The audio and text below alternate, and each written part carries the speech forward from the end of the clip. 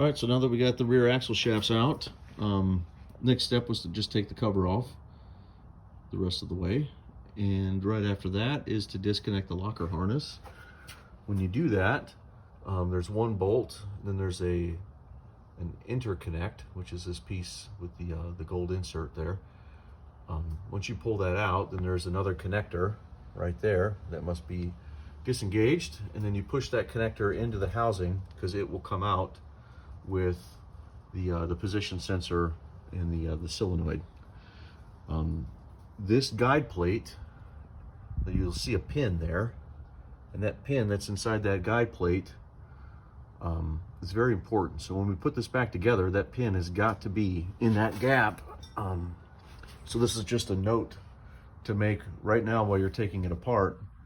The function of that pin is to keep the solenoid from spinning with the differential when you're going down the road. All right, so that pin has to be inside there.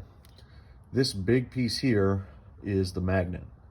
This magnet pushes this plate in. When it pushes this plate in on all the pawls all the way around, that is your locker. That's all there is to your locker. Is a command from here with the switch to activate the magnet. The magnet then moves this plate to lock the locker, and then this position sensor up here, that's as far as it moves, and the light on your dash goes, you get a padlock saying it's locked, or you get, when it's in back this way, then the padlock goes out and it says lockers are unlocked. This sensor is the one that fills up with fluid. There's another write-up on how to fix that. In fact, I'm going to pot these while I have this whole thing apart for this guy, just to make sure.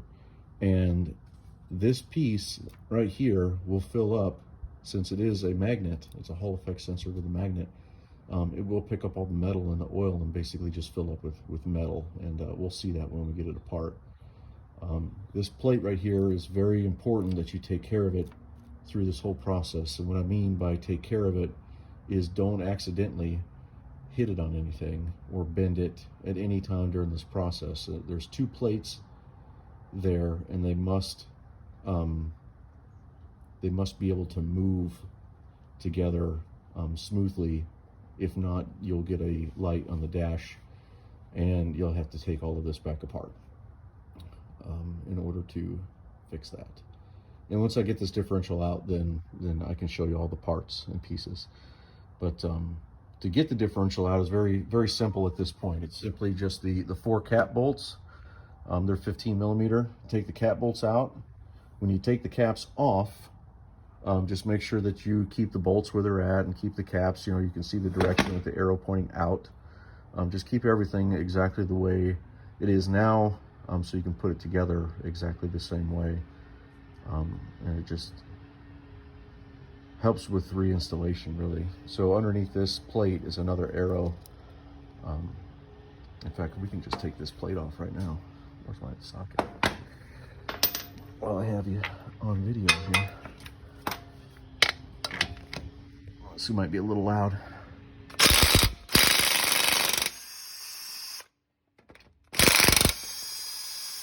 Okay, so we take this plate off, just like that, and set it aside, but just make sure that that you clean everything before you put anything together, right? The garage floor is not exactly clean. You can set this on a rag, do whatever you want to do. I usually just set everything down because everything gets cleaned and then sprayed with WD-40 before it even gets put back together. But you can see the arrow here pointing out. So the arrows point outward, or outboard. To get the cap off, you can just move it side to side, and it'll just come loose off the bearing, and then you can just pull the cap off like that. And there you go.